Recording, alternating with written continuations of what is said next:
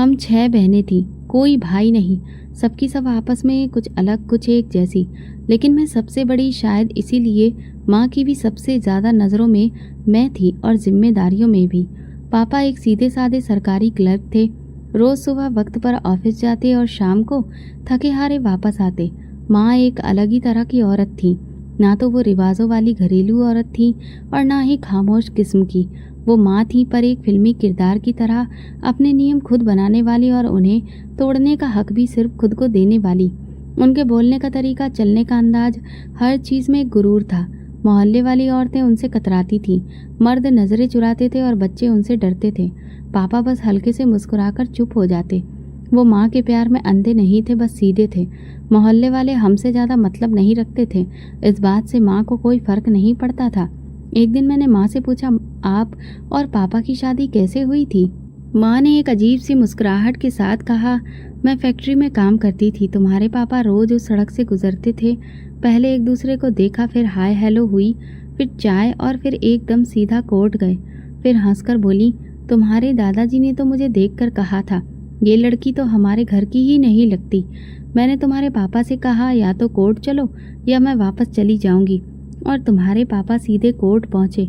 माँ की बातों में अकड़ होती थी और मेरे अंदर कहीं एक सवाल जगता था, क्या सब माएँ ऐसी ही होती हैं? क्या हर मोहब्बत रिश्तों को छोड़कर आगे बढ़ती है?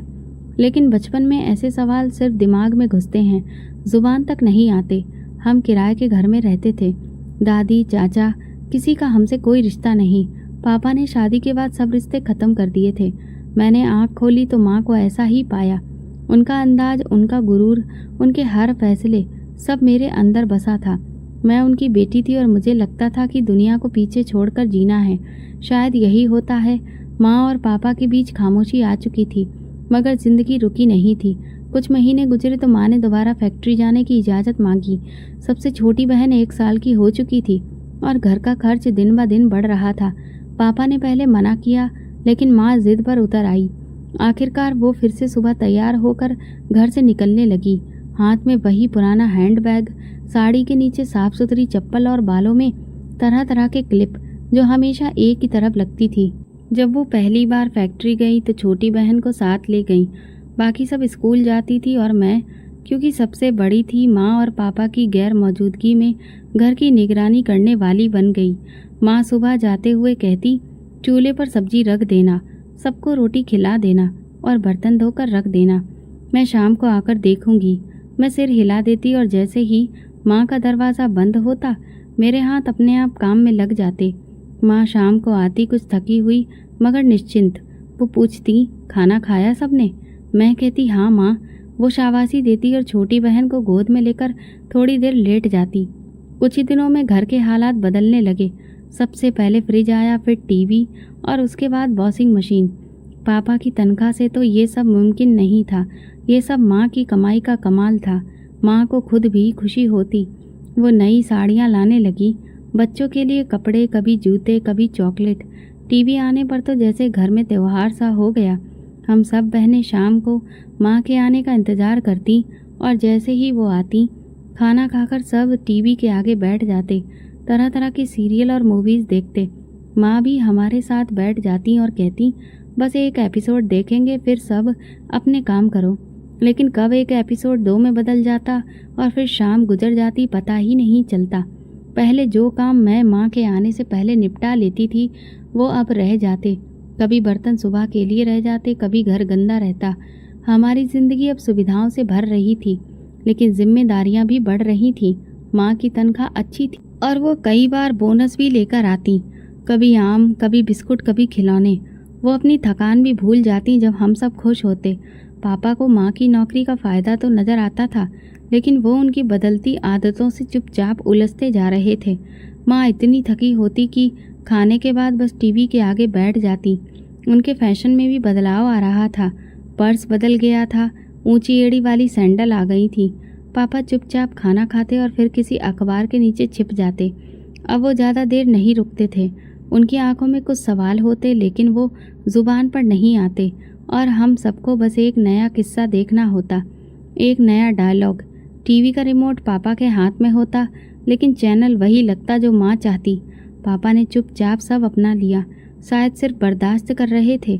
उनके चेहरे पर कई बार ऐसे भाव आते जो हम समझ नहीं पाते, लेकिन अब मैं महसूस करने लगी थी कि कुछ बदल रहा है।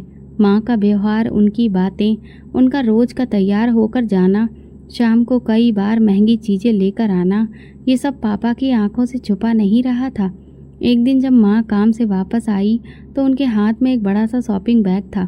उसमें हमारे लिए जूते, चॉकलेट और खुद के लिए कीमती परफ्यूम था। पापा ने टीवी का रिमोट मेज पर रखकर पूछा, ये सब कहाँ से आया? माँ ने मुस्कुराकर कहा, फैक्ट्री से बोनस मिला है, बॉस ने सबको दिया। पापा चुप हो गए। उन्होंने और कुछ नहीं पूछा, लेकिन वो बैग को देर तक घूरते रहे। फिर ऐसी चीज़ें बढ़ने लगीं। माँ कभी महंगी लिपस्टिक लाती तो कभी परफ्यूम, और एक दिन तो ऐसा हुआ कि माँ को फैक्ट्री की गाड़ी घर छोड़ने आई। वो भी सिर्फ ड्राइवर के साथ नहीं, बल्कि फैक्ट्री का एक कर्मी भी उन्हें खुद छोड़ने आया। हम बहनें दरवाजे पर थीं। माँ गाड़ी से उतरी और उस आदमी को कहते हुए सुनाई दी, चाय का वक्त नहीं है, फिर कभी। ये बात शायद पापा ने भी खिड़की से सुन ली। उसी दिन शाम को पापा बहुत देर तक चुप बैठे रहे। खाने की मेज पर उन्होंने कुछ नहीं कहा। माँ ने बात करने की कोशिश की तो उन्होंने साफ कहा, आजकल तुम्हारा अंदाज कुछ बदला बदला लग रहा है।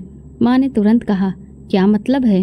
घर के लिए कुछ कर रही हूँ तो भी बात, ना करूँ तो भी दिक्कत। पापा ने आंखें नीचे करके कहा, बस चाहता हूँ कि मेरी पत्नी का आना जाना, उठना बैठना थोड़ा सोच समझ कर हो। माँ ने हंसकर कहा, सोच समझ कर? मैं क्या कोई बच्ची हूँ? पापा ने कोई जवाब नहीं दिया, लेकिन अगले दिन सुबह उनका मूड खराब था और वो ऑफिस जाने से पहले भी चुप रहे। कुछ दिनों बाद मैं रात के वक्त पापा को फ़ोन पर बात करते सुन रही थी। वो कमरे में नहीं बल्कि आंगन में थे और धीमी आवाज़ में किसी से कह रहे थे, मुझे अपनी बीवी पर शक है। वो फैक्ट्री के मालिक के साथ कुछ ज़्यादा ही नज़दीक हो गई है। कभी गिफ्ट, कभी लिफ्ट, कभी बोनस। मैं दरवाजे के पीछे खड़ी रह गई। दिल तेज़ी से धड़कने लगा, लेकिन मैं हिली नहीं। वो किसी से राय ले रहे थे या फिर शिकायत कर रहे थे, ये समझ नहीं आया, लेकिन पहली बार मुझे लगा कि कुछ बड़ा होने वाला है। फिर एक दिन रात के खाने पर अचानक पापा ने माँ से कहा, नौकरी छोड़ दो, मुझे तुम्हारी ये नौकरी पसंद नहीं आ रही। माँ ने खाने का निवाला रोककर उनकी तरफ देखा। क्यों? ऐसा क्या किया है मैंने? पापा ने सतर्क लहजे में कहा, ज़्यादा बनो मत, सब जानता हूँ। वो तुम्हारा बॉस, तुम्हारी ट्रॉफियाँ, सब दिखाई देता है मुझे। ये पहला मौका था जब घर की चुप्पी पर लड़ाई इस कदर बुलंद आवाज़ में हुई कि हम बहनें वहाँ से उठ गए। छोटी बहन रोने लगी, लेकिन किसी ने उसकी तरफ ध्यान नहीं दिया। माँ ने झल्लाकर कहा, मेरी कमाई खाते हो और मुझ पर ही शक करते हो? पापा ने मेज पर हाथ मारकर कहा, मैं मर्द हूँ, मेरे घर में इज्जत पहली चीज़ है और आज वो खतरे में है। उस रात दोनों के बीच बहुत जोर की लड़ाई हुई। मैं कमरे के बाहर खड़ी सब सुन रही थी। दरवाजे के पीछे से माँ की आवाज़ आई, अगर इतनी ही दिक्कत है तो फिर अभी तलाक दे दो, नौकरी तो मैं छोड़ने वाली नहीं। और फिर अचानक एक तेज़ आवाज़ आई, जैसे कुछ गिरा हो। पापा ने माँ पर हाथ उठाया था। दूसरी सुबह माँ की आंखें सूजी हुई थीं और चेहरे पर खरोंच थी। उन्होंने कुछ नहीं कहा। पापा ऑफिस चले गए और माँ ने बस इतना कहा, तुम सब संभालना, मैं देर से आऊँगी। हम सब स्कूल चले गए, लेकिन शाम को जब लौटे तो पापा घर पर नहीं थे। आधी रात हो गई, फिर भी वो नहीं आए। माँ ने कुछ नहीं कहा, जैसे कि उन्हें कोई फिक्र ही ना हो। अगले दिन शाम के करीब दरवाज़ा खुला। पापा अंदर आए, लेकिन उनकी हालत बहुत बुरी थी। शर्ट फटी हुई, चेहरे पर जख्म और बाजू पर पट्टी। हम सब भागकर उनके पास गए। माँ दूर खड़ी रही। पापा ने बस इतना कहा, किसी ने पीछे से हमला किया है रास्ते में। माँ ने कहा, या फिर किसी से पंगा लिया होगा। पापा ने माँ की तरफ देखकर कहा, जिसे तुम बॉस कहती हो उसका अंदाज भी मुझे मालूम है। ये बात सुनकर माँ का चेहरा पीला पड़ गया, लेकिन उन्होंने कुछ नहीं कहा। मैंने पहली बार अपने घर के अंदर वो खामोश जहर महसूस किया जो दिखाई नहीं देता, मगर सब कुछ बदल देता है। उसी दिन मुझे एहसास हुआ कि ऐसा ही सिर्फ बाहर नहीं, घरों के अंदर भी गहरे हो सकते हैं। पापा की जख्मी हालत में घर वापसी के बाद एक अजीब सा सन्नाटा छा गया। माँ और पापा एक ही छत के नीचे रह रहे थे, मगर एक दूसरे के लिए जैसे अजनबी हो चुके थे। बातचीत पूरी तरह बंद थी। खाने की मेज पर सिर्फ चम्मच और प्लेटों की आवाज़ सुनाई देती। ना कोई रोज़मर्रा की बातचीत। छोटी बहनें कुछ समझ नहीं पाती थी, लेकिन मैं जानती थी कि खामोशी सिर्फ खालीपन नहीं होती, वो होती है बस सुनने के लिए। समझनी चाहिए। पापा ज़्यादातर अपने कमरे में रहने लगे थे। एक शाम पापा ने कमरे से निकलकर माँ से कहा, सुन लो, अगर कल भी तुम काम पर गई तो मैं तुम्हें तलाक दे दूंगा। माँ ने सोफे पर बैठे बैठे नज़र उठाई और बस इतना कहा, कल क्या, आज अभी दे दो, मैं तो नौकरी पर ज़रूर जाऊंगी। हम सब सुन रहे थे, कोई कुछ बोल नहीं रहा था, सब सहमे हुए थे और मुझे माँ की अकड़ में जहर महसूस हुआ। पापा के चेहरे का रंग बदल गया, लेकिन उन्होंने कुछ नहीं कहा। वो वापस कमरे में चले गए और दरवाज़ा बंद कर लिया। उस रात सब सोए, लेकिन मैं जागती रही। बार बार ख्याल आया कि सुबह क्या होगा। क्या वाकई पापा तलाक दे देंगे, या माँ खुद कुछ ऐसा कदम उठा लेगी जिससे घर और भी बिखर जाएगा। अगली सुबह माँ तैयार हो रही थी। उन्होंने हमेशा की तरह साड़ी पहनी, लिपस्टिक लगाई, छोटी बहन को गोद में लेकर चुप कराया। मैंने पूछा, माँ आज? उन्होंने बात काटते हुए कहा, चुपचाप स्कूल जाओ, तुम लोगों का काम पढ़ना है, बाकी सब छोड़ दो। मैंने कुछ नहीं बोला, बस छोटी बहन का बैग संभाला और सबको लेकर स्कूल की तरफ निकल गई। हम बहनें स्कूल गईं और जैसे हर रोज़ होता था वैसे ही दिन गुजरा। वापसी पर घर आए तो दरवाज़ा खुला था, लेकिन माँ घर पर नहीं थी। मैंने सारे कमरे देखे, आंगन में जाकर देखा, लेकिन वो कहीं नहीं थी। बहन ने पूछा, माँ कहाँ है? मैंने कहा, शायद बाहर गई हैं, आ जाएंगी। लेकिन दिल के किसी कोने में बेचैनी थी। वक्त गुजरता गया, दोपहर शाम में बदली, शाम रात में। माँ लौट आई, थकी हुई थी, जैसे कुछ छुपाने की कोशिश कर रही हो। मैंने दबे लहजे में पूछा, पापा कहाँ हैं?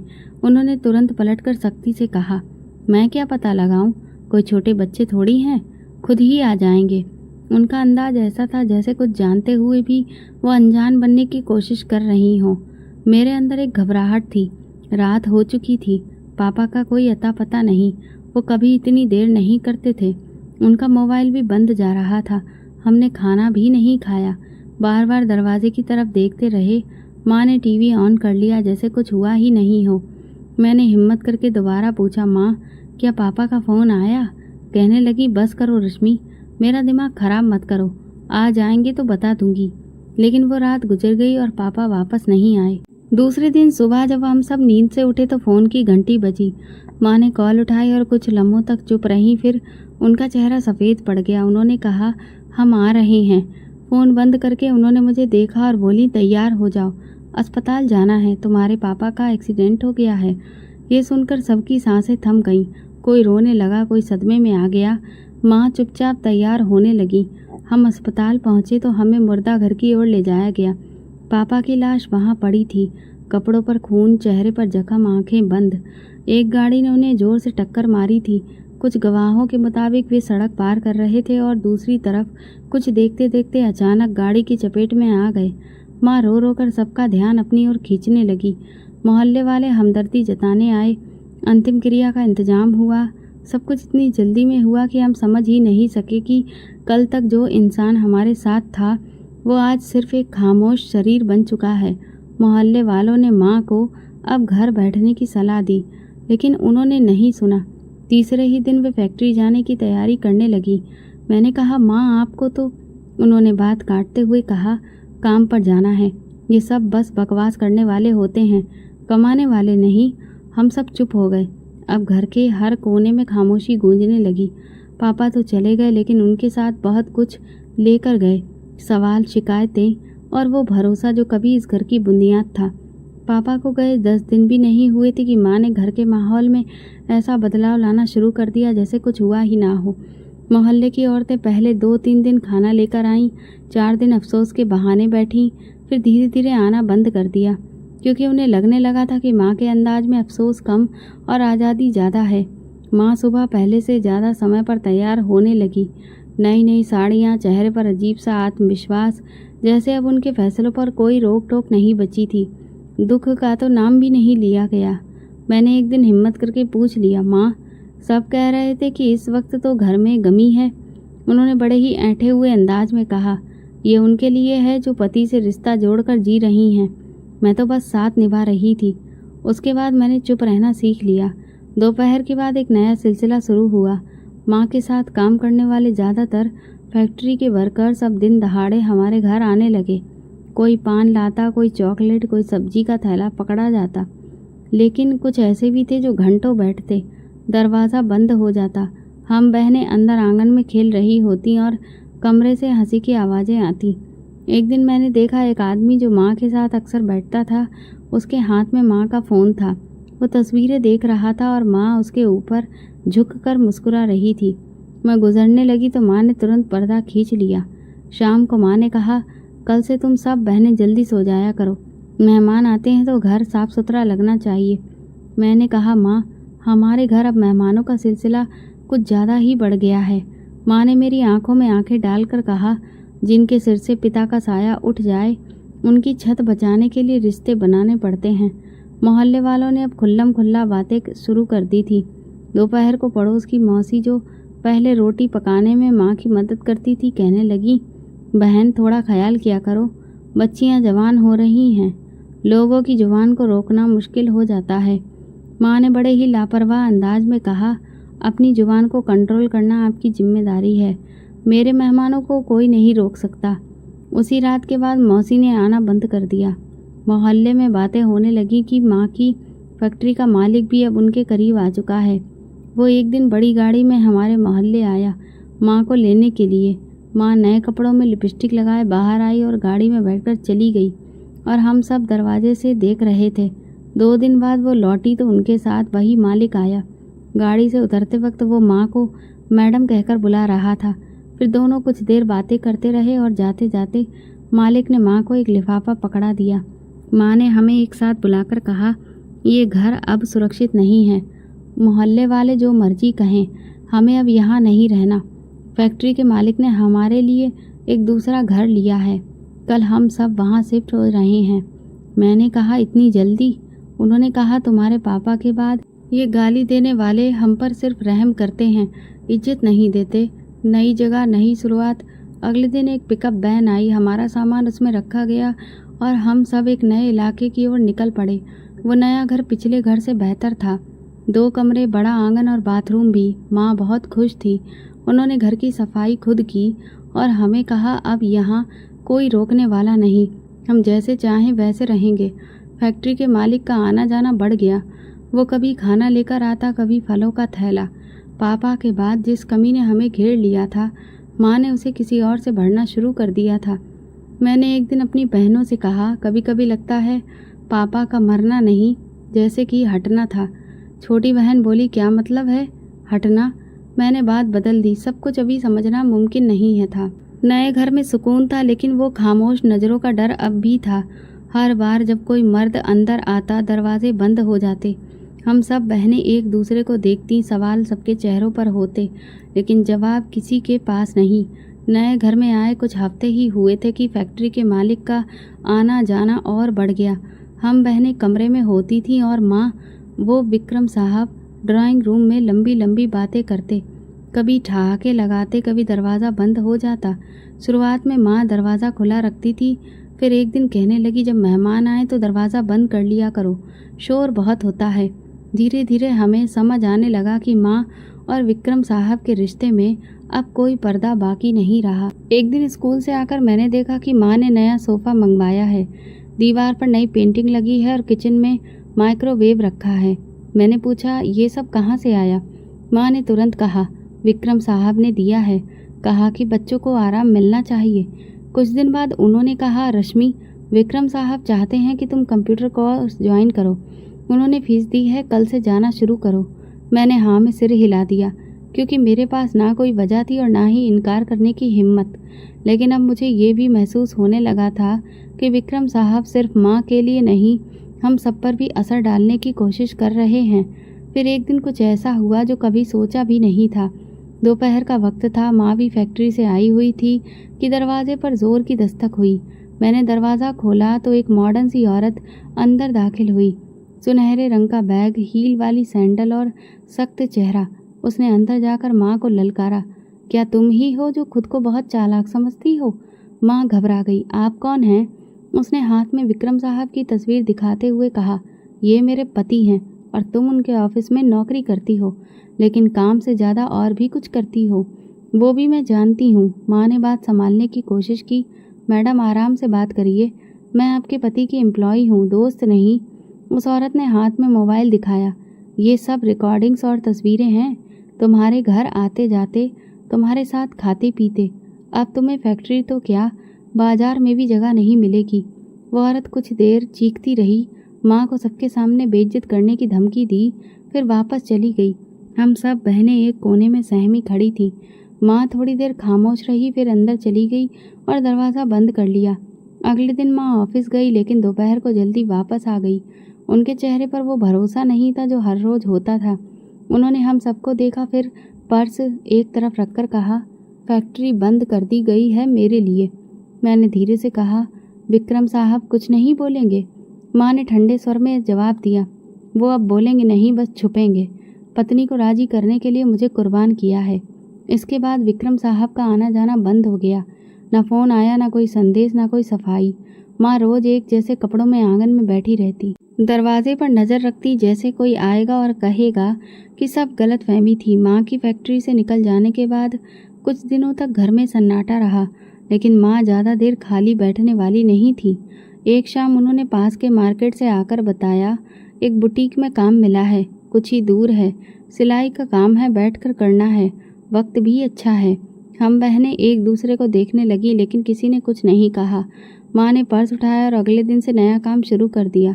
शुरू में वो वक्त पर आती, थकी हुई होती, लेकिन पर्स में कुछ ना कुछ लेकर ज़रूर आती। कभी आइसक्रीम, कभी समोसे या मेहंदी का कोन। हम सब फिर से अपने रूटीन में ढलने लगे थे। फिर वही सिलसिला दोबारा शुरू हुआ, बस इस बार चेहरे नए थे। बुटीक के क्लाइंट्स माँ को छोड़ने आने लगे और कुछ दिन बाद आने का बहाना बनाकर बैठने भी लगे। शुरू में माँ उन लोगों से संकोच के साथ बात करती, फिर धीरे धीरे वो संकोच भी ख़त्म हो गया। एक दिन माँ के साथ एक आदमी आया जो कुछ ज़्यादा ही खुलकर बात करने वाला लग रहा था। वो सोफे पर टेक लगाकर बैठा। मैं चाय लेकर आई तो उसने मजाक में कहा, बहुत दिन बाद मिली हो, तुम बिल्कुल एक दोस्त जैसी लग रही हो। माँ ने हंसकर कहा, दोस्ती का दौर है, रिश्ते निभाने का तो वक्त गया। मैं उस वक्त किचन में थी, लेकिन उनकी बातें दीवारों से टकराकर मुझ तक पहुंच रही थीं। कुछ देर बाद माँ ने मुझे आवाज़ दी, रश्मि ज़रा चाय ले आओ, दोबारा ठंडी हो गई है। मैंने चाय बनाई और सोचती रही कि ये सब मेरे सामने हो रहा है। पहले मैं नज़र चुराती थी, अब मैं देखकर भी अनदेखा करने लगी थी। कॉलेज में एडमिशन लिए मुझे कुछ महीने हो चुके थे। वो एक अलग दुनिया थी, जहाँ हर चीज़ माँ की तरह ही बदली हुई थी, लेकिन एक नए अंदाज में। वहाँ मेरी दोस्ती रीमा और सोनिया से हुई, जो हमारी ही गली में रहती थी, लेकिन मिजाज में बिल्कुल अलग थी। रीमा ने पहले हफ्ते ही कहा, तुम बहुत रिजर्व हो, थोड़ा खुलकर जियो, ये कॉलेज है, कोई स्कूल नहीं। सोनिया हंसी। रश्मि को देखकर लगता है जैसे वो कहानियों की दुनिया से आई हो। मैं पहले हिचकिचाती रही, लेकिन वक्त के साथ उनकी बातों में आ गई। उन्होंने मुझे मोबाइल लेने के लिए तैयार कर लिया, माँ से फरमाइश की, और हैरत तब हुई जब माँ ने मुझे फ़ोन दिलवा भी दिया। कहने लगी, वक्त बदल गया है, बच्चियों को भी होशियार होना चाहिए। और फिर धीरे धीरे नए नंबर, दोस्तों की कॉल्स और एसएमएस का ना रुकने वाला सिलसिला शुरू हो गया।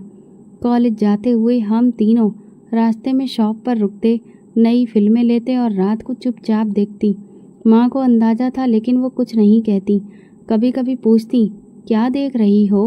मैं हंसती, फिल्म है, सोशल इशू पर है, समझने की कोशिश कर रही हूँ।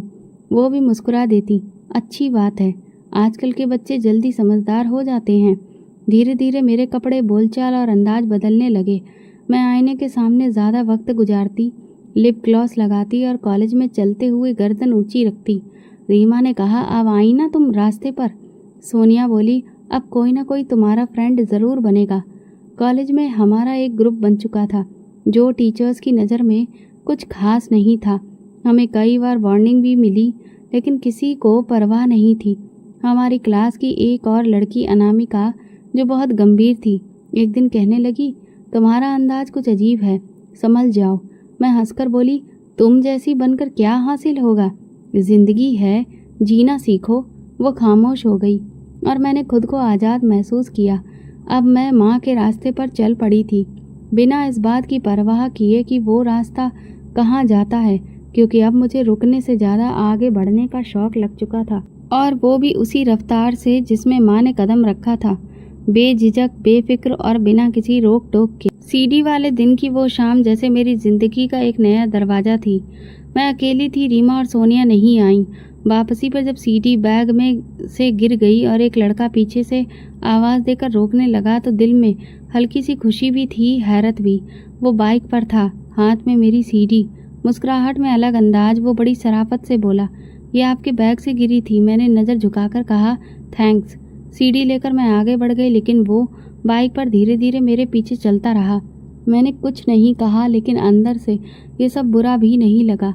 मोहल्ले के पास पहुंचकर वो वापस मुड़ गया और मैं अंदर आ गई। वो पहला दिन था, उसके बाद वो अक्सर रास्ते में दिखाई देने लगा। कभी सब्जी की दुकान के बाहर, कभी गली के मोड़ पर, कभी बस स्टॉप पर। एक दिन बाइक धीमे करते हुए बोला, आपका नाम जान सकता हूँ? मैंने कहा, रश्मि। और आप? आदित्य। फिर सिलसिला चल निकला। वो मोबाइल नंबर मांगने में ज़्यादा देर नहीं लगाता, पर मैंने देने में ज़्यादा नखरे नहीं दिखाए। बातों की शुरुआत हुई और जल्दी ही दोस्ती हो गई। आदित्य किसी प्राइवेट कंपनी में काम करता था, अपनी माँ का इकलौता बेटा और अच्छे इलाके का रहने वाला। फ़ोन पर बातें, मैसेजेस, कॉलेज के बहाने मुलाकातें, सब कुछ आसानी से होने लगा। आदित्य वक्त का पक्का था, बातों में गर्मी और अंदाज में गंभीरता रखता था। माँ को जब पता चला तो उन्होंने पूछा, क्या वो गंभीर है या बस वक्त गुजार रहा है? मैंने तुरंत कहा, गंभीर है। माँ ने हंसकर कहा, तो फिर उसे कहो घर आकर मिले। हमारी नज़रों में आ जाएगा तो तुम्हें खुला मौका मिलेगा, वरना चुपचाप कर कुछ भी हासिल नहीं होता। आदित्य को बताया तो अगले दिन ही शाम को वो माँ से मिलने आ गया। माँ ने सवाल जवाब किए, उसकी तनख्वाह, नौकरी, घर का माहौल सब पूछा और जल्दी ही वो घर का मेहमान बन गया। हम सबके लिए बिस्किट लाता, कभी आइसक्रीम, कभी स्प्रिंग रोल, और माँ के लिए हमेशा एक छोटा सा तोहफा। आदित्य का आना जाना इतना आम बन गया था कि छोटी बहनें भी उससे खूब बातें करने लगी थी। वो माँ से भी बातें करता। तकरीबन 1 साल तक ये सब चलता रहा। हम साथ फिल्में देखने जाते, रीमा और सोनिया के साथ ग्रुप में शॉपिंग करते और चुपचाप तस्वीरें भी खींचते। एक बार मेरे फ़ोन में आदित्य के मैसेज बहन ने देख लिए, लेकिन कुछ नहीं कहा, क्योंकि अब घर में ये सब साधारण बात थी। फिर एक दिन आदित्य ने बताया, मेरा वीज़ा लग गया है, 3 महीने बाद दुबई जा रहा हूँ। मैंने खुशी का इजहार किया, लेकिन वो गंभीर हो गया। मैं वहाँ जाने से पहले तुमसे शादी करना चाहता हूँ। मैं खामोश हो गई। मैं शादी के लिए तैयार नहीं थी। जिंदगी अभी मज़े में चल रही थी। बंधन में बांधने का कोई इरादा नहीं था। माँ से जिक्र किया तो उन्होंने ध्यान से सुना, फिर हंसकर बोली, शादी कर लो, लड़का तुम्हें पसंद करता है, तुम उसकी पत्नी कहलाओगी, पैसे भेजता रहेगा और तुम यहाँ आराम से अपनी मर्जी की ज़िंदगी जियोगी। मैंने पूछा, लेकिन अगर वो वहाँ जाकर बदल गया, किसी और को पसंद कर लिया? माँ ने कहा, अगर तुमने शादी नहीं की तो फिर वो तुम्हें कोई जिम्मेदारी नहीं समझेगा, और फिर भला कहाँ से याद रखेगा? पति का रिश्ता एक ढाल है जो तुम्हें बांध कर भी आज़ाद रखता है। उनकी बात में शायद सच्चाई थी, या वो मुझे अपने रास्ते पर ले जाना चाहती थी। बार बार सोचने के बाद मैंने आदित्य को हाँ कह दिया। वो बहुत खुश हुआ। अगले ही हफ्ते वो अपनी माँ के साथ रिश्ता लेकर आ गया। उसकी माँ नरम मिजाज औरत थी, हर बात पर सिर हिलाने वाली। माँ ने जल्दी में सब कुछ तय कर लिया। बेटा जा रहा है, शादी करके जाएगा तो दिल सुकून में रहेगा। सादा सा प्रोग्राम हुआ। पास के ही मंदिर में कुछ करीबी लोग। माँ के चेहरे पर सुकून था, जैसे वो अपने मंसूबे में कामयाब हो चुकी हो। शादी के बाद मैं आदित्य के घर आ गई। शुरू के कुछ खास दिनों में सब कुछ नया, सब कुछ खास लगा। आदित्य की माँ थकी हुई लगती थी, या शायद डरी हुई। शादी के दूसरे दिन उन्होंने मुझे अपनी पुरानी साड़ियाँ दिखाकर कहा, ये सब की सब तुम्हारी हैं, मेरे बाद तुम ही संभालोगी। मैंने वो साड़ियाँ हाथ में ली, लेकिन दिल में सोचा, अब वक्त इन पुरानी चीज़ों का नहीं रहा। मैं अगले ही हफ्ते अपने लिए नई साड़ियाँ खरीद लाई और माँ को फ़ोन करके कहा, माँ यहाँ तो सब खामोश हैं, आप और बहनें आ जाओ। माँ ने सुना तो खुश हो गई, कहने लगी, हमारी बेटी ने तो हमें कभी मायूस नहीं किया। 2 दिन बाद माँ और मेरी बहनें मेरे नए घर में आ गईं। सास ने दरवाजे पर उनका स्वागत तो किया, लेकिन उनके चेहरे पर उलझन साफ दिख रही थी। वो ज़्यादा बोलती नहीं थी, सिर्फ इतना कहा, ठीक है, सबको जगह दे रही हूँ, अब ख्याल भी रखना, तुम्हारा काम है। पहले हफ्ते सबने मिलजुल कर वक्त गुजारा, लेकिन धीरे धीरे माँ का असली रंग निकलने लगा। उन्होंने किचन में कदम रखा और सास से कहा, आप बैठिए, हम सब कुछ संभाल लेंगे साथ में। सास ने हैरत से देखा लेकिन कुछ नहीं कहा। अगले दिन माँ ने घर की सफाई की, पर्दे बदले, सजावट बदली, बहनों को काम बांट दिया। कोई झाड़ू लगाता, कोई किचन संभालता और सास वो कोने में बैठकर खामोशी से सब देखती। धीरे धीरे हालात यूं बनने लगे कि सास को सब काम खुद करना पड़ता। माँ और बहनें एक कमरे में बैठकर बातें करती, चाय बनती, खाना वहीं पकाती और सफाई भी उन्हीं के हिस्से में आ गई। एक दिन सास ने हिम्मत करके कहा, बेटा तुम सब यहाँ हो तो घर के कुछ काम संभाल लो। मेरा शरीर जवाब देने लगा है। माँ ने हंसकर जवाब दिया, अब आपको आराम की ज़रूरत है, बाकी सब हम कर लेंगे। लेकिन वो सिर्फ जुबान से दिया हुआ वादा था, सच्चाई में कोई भी काम करने के मूड में नहीं था। सास ने कई बार मुझे अकेले में समझाने की कोशिश की, रश्मि ये घर तुम्हारा है, लेकिन घर चलाना भी तुम्हारी ही जिम्मेदारी है। मैंने कहा, माँ जी सब ठीक हो जाएगा, आप बस थोड़ा बर्दाश्त करें। आदित्य वहाँ अपनी नौकरी के सिलसिले में व्यस्त था। वो मुझे हर महीने पैसे भेजता। जब वो गया था तो ये कहकर गया था कि मेरी माँ का ख्याल रखना, और मैंने भी मुस्कुराकर कहा था, आप फिक्र ना करें, सब मेरी जिम्मेदारी है। लेकिन अब मैं खुद को असल में मालकिन समझने लगी थी। सास की आवाज़ मुझे हुक्म लगती थी, उनकी राय चुभने लगी थी और खामोशी शिकायत। हम सब अपनी मर्जी की ज़िंदगी जीना शुरू कर चुके थे। माँ ने कहा, कहानियों वाली किताबें निकालो। बहनों ने सीरियल देखना शुरू किया और मैंने कॉलेज की छुट्टियां ले ली। सास के हिस्से में सिर्फ काम बचा। एक दिन माँ ने कहा, रश्मि अब तुम आदित्य की पत्नी हो, ये घर तुम्हारा है, तो किसी के ताने सुनने की ज़रूरत नहीं। मेरी सास आंगन धो रही थी और हम सब कमरे में बैठे चिप्स खा रहे थे। बहनों ने म्यूजिक ऑन कर दिया। आज बहुत शोर है, सर दर्द हो रहा है, सास ने कहा। तो मैंने पलटकर कहा, आप अपने कमरे में जाकर आराम कर लीजिए। काम करती और कमरे में वापस चली जाती। 3 महीने गुजर गए। आदित्य की तरफ से हर महीने रकम आती और मैं उसे अपनी माँ को दे देती। उन्होंने कहा, ये सब तुम्हारे नाम है, बस ध्यान रखना कि कोई शिकायत ना हो। हमने घर का अंदाज बदल दिया, नया फर्नीचर, नए पर्दे, माँ के लिए टेबल भी सेट किया गया। सास उन सब में कहीं नहीं थी। वो दिन ब दिन कमज़ोर होती जा रही थी, लेकिन शिकायत नहीं करती थी। एक दिन माँ ने कहा, ये औरत जब तक यहाँ है तुम आज़ाद नहीं हो सकती। उस पर नरमी दिखाई तो कल तुम्हें ही ताने मिलेंगे। मैंने कहा, लेकिन आदित्य। माँ ने बात काट दी। आदित्य वहाँ है, यहाँ तुम हो और तुम्हारा फैसला ही सबसे ज़रूरी है। उसी रात सास ने बुखार की हालत में मुझसे पानी मांगा। मैंने बहन से कहा, ले जाओ और साथ में दवा भी दे देना। वो ले गई, लेकिन सास की आंखों में जो कुछ था वो शायद शुक्रिया नहीं शिकायत थी। आदित्य को गए 4 साल हो चुके थे। शुरू के कुछ महीने उसका संदेश आता रहा, कभी कभार कॉल भी, लेकिन धीरे धीरे वो सब खत्म हो गया। आखिरी कॉल को 2 साल हो चुके थे। मैंने ना कभी शिकायत की, ना कभी उसके पास वापस आने पर सवाल उठाया। पैसे वक्त पर आ रहे थे, हमें और क्या चाहिए था। मैं पूरी तौर पर घर की मालकिन बन चुकी थी। माँ का आदेश, मेरा फैसला और बहनों का हंसी मजाक, ये हमारी दुनिया थी। और उस दुनिया में आदित्य की माँ खामोश बेजान वजूद बनकर रह गई थी। उनके चेहरे पर थकान बढ़ रही थी, आंखों के हिस्से अंदर धंस गए थे, लेकिन सुबह उठती, झाड़ू लगाती, बर्तन धोती, कपड़े सुखाती, ना शिकायत करती ना विरोध। कई बार हम सब कमरे में बैठकर ऊंची आवाज़ में हंसते, फिल्म देखते, गाने बजाते और वो चुपचाप सफाई करती। एक दिन माँ ने उनकी तरफ इशारा करते हुए कहा, ये कब तक जिंदा रहेंगी, आखिर कब जाएंगी। मैंने हंसते हुए कहा, पता नहीं, शायद वक्त को रहम आ गया है। सास ने ये सुना जरूर, मगर जैसे हर बार की तरह इस बार भी कुछ नहीं कहा। वो अपने कमरे में चली गई और दरवाज़ा बंद कर लिया। हमने कभी उनसे नरमी से बात नहीं की। उनके काम में कमियां निकालते, कपड़ों में दाग बताते, खाने में नमक ज़्यादा या कम होने पर बातें सुनाते। बहनों में कभी कोई कहता, आप तो हर वक्त कुछ ना कुछ गिरा देती हैं, आपके हाथ कांपते हैं। सास सिर्फ मुस्कुरा देती, सर झुका लेती। मैंने कभी उनका पक्ष नहीं लिया, बल्कि कई बार माँ के साथ मिलकर ताना मारा, हमने तुम्हें अपने साथ रखा है, ये कम है क्या। एक दिन मेरी सास बहुत बीमार हो गई, तेज बुखार था, शरीर कांप रहा था। मैंने माँ से कहा, लगता है दवा लेनी पड़ेगी। माँ ने लापरवाही से कहा, दवा क्यों दोगी, कुछ दिन के बाद आराम ही आराम है। मैं चुप हो गई, दवा लेने नहीं गई। अगले दिन बहनों ने उनके लिए दलिया बनाया, लेकिन बहुत थोड़ा। सास ने कुछ चम्मच लिए, फिर लेट गई। उनका चेहरा पीला था। बहन ने कहा, दीदी उनको डॉक्टर को दिखा दो, हालत बहुत ख़राब है। मैंने कहा, ये बीमारियां बरसों चलती हैं, कुछ नहीं होता। शाम को वो बाथरूम गई और वापसी पर गिर पड़ी। माँ ने कहा, उठाओ उनको, मर जाएंगी तो हम पर इल्ज़ाम ना आ जाए। पानी दिया गया। उनकी सांस तेज हो चुकी थी। मैंने कहा, माँ अगर कुछ हो गया तो?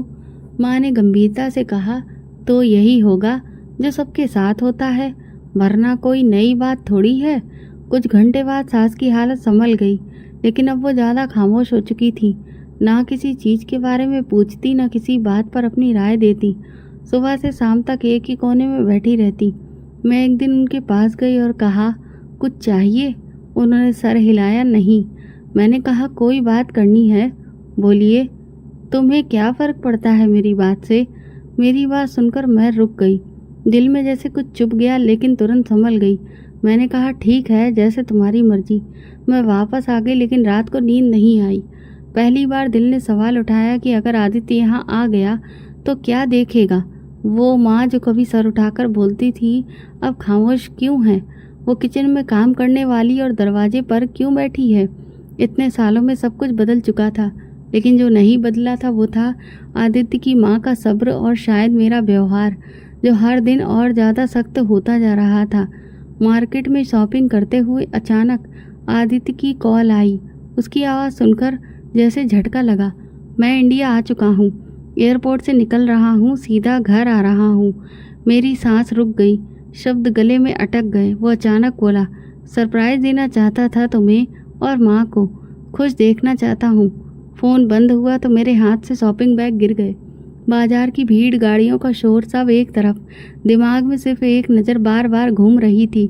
सास आंगन में काम कर रही थी जब मैं निकली थी। मैंने जल्दी से स्कूटी निकाली और घर की तरफ दौड़ी। रास्ते में माँ को कॉल लगाई, लेकिन कोई जवाब नहीं मिला। दिल में घबराहट बढ़ने लगी। दरवाजे पर पहुंची तो आदित्य उसी वक्त गाड़ी के सामने खड़ा था। उसके चेहरे पर थकान के साथ एक अजीब सी खुशी थी। रश्मि, तुम भी अभी पहुंची हो? उसने मुस्कुराते हुए कहा। मैं ज़बरदस्ती मुस्कुराकर सिर हिलाया। आदित्य ने दरवाज़ा खोला। मैंने अंदर कदम रखा और एक लम्हे में ही उसके चेहरे की मुस्कान गायब हो गई। सामने आंगन में उसकी माँ औंधे मुँह ज़मीन पर पड़ी थी। उनके पास मेरी माँ और मेरी दोनों छोटी बहनें खड़ी थी, चीख रही थी, उठो ना, क्या हो गया है तुम्हें? आदित्य के लिए जैसे एक पल को वक्त थम गया। उसने भागकर माँ जी को उठाया, उनका चेहरा ऊपर किया और तुरंत कहा, माँ आंखें खोलो। मैं पीछे खड़ी रही, कुछ भी कहने की हिम्मत नहीं हो रही थी। मेरी माँ ने सफाई देने की कोशिश की, गिर गई थी, शायद चक्कर आ गया। हम तो बस पानी देने ही वाले थे। आदित्य ने उनकी तरफ देखा, लेकिन कुछ बोला नहीं, बस अपनी माँ को उठाकर अंदर कमरे में ले गया। सास के हाथ में मोबाइल था, जो शायद उनके गिरने के साथ ही नीचे गिर गया था। आदित्य ने मोबाइल उठाया, उसका स्क्रीन चेक किया, फिर कानों में ईयरफोन लगाकर रिकॉर्डिंग सुनने लगा। हम सब खामोश थे, माँ, बहनें और मैं। कोई कुछ नहीं बोल रहा था। जैसे जैसे आदित्य की नज़र मोबाइल स्क्रीन पर जाती रही, उसका चेहरा सख्त होता गया। कभी वो मेरी तरफ देखता, कभी माँ की ओर। रिकॉर्डिंग में सास की आवाज़ थी, मेरी आवाज़, बहनों की हंसी और उन सबके बीच वो ताने, वो बातें, वो शब्द जो हम रोज़मर्रा में बोलते थे। अब मोबाइल में सारे सबूत कैद थे। आदित्य ने ईयरफोन उतारा और मुझे देखा। ये सब क्या है? मैंने कुछ कहना चाहा, लेकिन शब्द नहीं मिले। वो मेरी माँ की तरफ मुड़ा। आप तो कहती थी कि मेरी माँ को अपना बनाकर रखेंगी। माँ ने तुरंत कहा, बेटा, औरतों की बातों में अक्सर जज्बात होते हैं। हमने कभी कुछ बुरा नहीं चाहा। तुम्हारी माँ बहुत खामोश मिजाज है, हर बात दिल पर ले लेती हैं। आज जरा जोर से कह दिया। खामोश मिजाज होने का ये मतलब तो नहीं कि आप सब उन पर हुकूमत करें। आदित्य गरजा, वो मेरी माँ है, वो औरत जिसने मुझे जन्म दिया, बड़ा किया, जिसे मैं आपके हवाले करके गया और आपने उसे नौकरानी से भी बदतर हालत में पहुंचा दिया। मेरी बहनें खामोश खड़ी थीं, चेहरों पर हवाइयाँ उड़ रही थीं। मेरी तरफ देखते हुए कहा, रश्मि, तुमसे ये उम्मीद नहीं थी। मेरी गैर मौजूदगी में तुम माँ का सहारा बनोगी, लेकिन तुमने तो उनकी ज़िंदगी से सुकून छीन लिया। मैंने कहा कि मैंने कुछ भी नहीं किया, माँ और बहनों ने। उसने बात काट दी। तुम इस घर की मालकिन थी, तुमने कुछ ना कहकर सब कुछ होने दिया। वो पलटा और कमरे की तरफ गया। सास होश में थी, आंखों में आंसू थे। आदित्य को देखकर बोली, बेटा तू आ गया। आदित्य ने उनका हाथ पकड़ा। माँ, आपने कुछ क्यों नहीं बताया? वो बोली, बताती तो कौन सुनता, बस मोबाइल में रख लिया, शायद कभी तो सुन ले। आदित्य ने उनके सिर पर हाथ रखा। अब कुछ नहीं होगा, मैं आ गया हूँ। फिर मेरी तरफ मुड़ा। मैंने तुम पर भरोसा किया, तुम्हें अपनी पत्नी बनाया, अपनी माँ की छाँव में रखा और तुमने इस छत को नरक बना दिया। माँ ने कुछ कहना चाहा लेकिन आदित्य ने हाथ उठाकर रोका। आपकी कोई मजबूरी नहीं थी, आपने तो कब्जा किया, जो दिल किया वही किया। फिर मेरी ओर देखा, लेकिन अब फैसला मैं करूँगा। मैं डरते हुए बोली, क्या मतलब? आदित्य ने जोर से कहा, मैं तुम्हें तलाक देता हूँ। तुमने मेरा दिल तोड़ा, मेरी माँ को तोड़ा और अपनी हरकतों से रिश्ते को बर्बाद कर दिया। मेरे कदम लड़खड़ा गए। माँ का चेहरा सफ़ेद पड़ गया। बहनें सदमे में आ गईं। सास ने आंखें बंद कर लीं और जैसे अब उन्हें सुकून आ गया हो। और आदित्य ऐसे खड़ा था जैसे सब खत्म करके खामोशी से पीछे हटने को तैयार हो। घर के अंदर की हवा जैसे रुक गई थी। उसका तलाक कहना इतना बेरहम था कि जैसे मुझ पर कोई पहाड़ टूट पड़ा हो। मुझे तो अभी भी यकीन नहीं आ रहा था। माँ ने सोफे का सहारा लिया और बैठ गईं। किसी की हिम्मत नहीं थी कि मुझे देखे। सास खामोश बिस्तर पर लेटी थी, जैसे उनकी बरसों की घुटन आज खत्म हो गई हो। आदित्य ने कहा, अब सब खत्म हो चुका है। मैं यहाँ किसी का मुजरिम नहीं बन सकता। आपने जो किया वो सिर्फ मेरी माँ के साथ नहीं, मेरे साथ भी किया। मेरी माँ ने बोलने की कोशिश की, बेटा हालात ऐसे हो गए थे। आदित्य ने बात काट दी। हालात नहीं, ये आपके फैसले थे। जो कुछ भी किया गया जानबूझकर किया गया। मैंने कहा, आदित्य एक बार मेरी बात सुनो। मैंने गलती की है, मैं मानती हूँ, लेकिन तुम ऐसे। उसने मेरी तरफ अजनबी नज़रों से देखा। ये रिश्ता ख़त्म हो चुका है रश्मि। तुम्हारे चेहरे पर वो सब कुछ लिखा है जो मैं सालों बाद समझ पाया। अब माफ़ी या दलील का कोई मतलब नहीं। मेरी जुबान बंद हो गई। अब कुछ भी नहीं बचा था। वो घर जो मेरा अपना लगता था आज अजनबी हो गया। कमरों में रखी चीज़ें जो मेरी पसंद की थी पराई महसूस होने लगी। आदित्य ने कुछ ज़रूरी चीज़ें समेटी, सास को साथ में लिया और बोला, माँ चलें, अब आपको ये सब बर्दाश्त नहीं करना पड़ेगा। सास ने उठने से पहले एक बार मुझे देखा। उनकी नज़रें थमी हुई थी, लेकिन उनमें सिर्फ एक सवाल था, आखिर क्यों? दरवाज़ा बंद हुआ। उनके कदमों की आवाज़ देर तक सुनाई देती रही। मैं वहीं ज़मीन पर बैठ गई।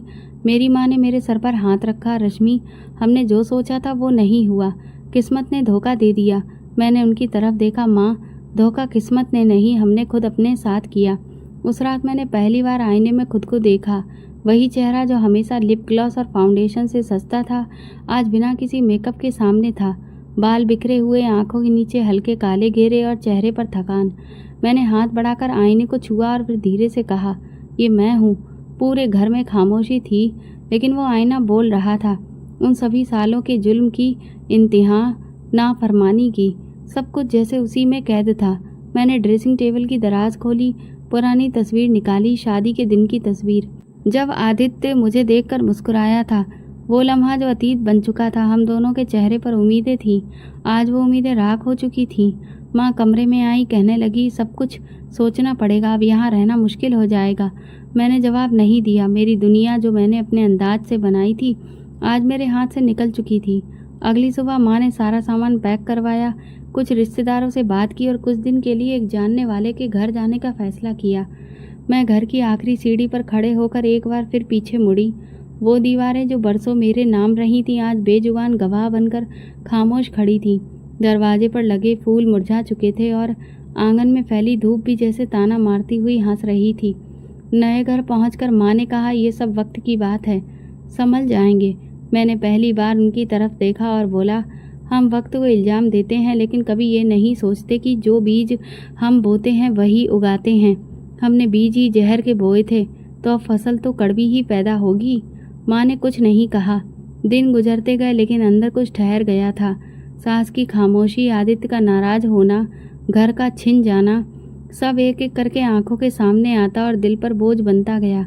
किसी दिन आदित्य वापस अपनी ज़िंदगी में सुकून पा लेगा, शायद कुछ सुकून के लम्हे गुजार लेगा, लेकिन मैं इस बोझ में जिंदा रहूंगी, जहां हर आईना मुझे वही दिखाएगा जो मैं बन चुकी हूँ। कैसी औरत जिसे सब कुछ मिला लेकिन उसने कुछ संभाल नहीं पाया। ये अंजाम नहीं था, ये शुरुआत थी। एक ऐसी ज़िंदगी की शुरुआत जिसमें शर्मिंदगी ही मेरी सच्चाई थी। अपनी आज़ादी का मतलब दूसरों को बेइज्जत करना नहीं होता। ज़िंदगी में अधिकार मिलने पर खुद को भी साबित करना पड़ता है। सिर्फ कामयाबी ही नहीं, जिम्मेदारी भी निभानी होती है। तो दोस्तों, अगर आपको हमारी कहानी पसंद आई हो तो प्लीज़ कमेंट करके ज़रूर बताएं। वीडियो को लाइक करें और ज़्यादा से ज़्यादा शेयर करें। अगर आप चैनल पर नए हैं तो सब्सक्राइब ज़रूर करें और नोटिफिकेशन बेल को दबाएं ताकि अगली अपडेट सबसे पहले आपको मिले। धन्यवाद।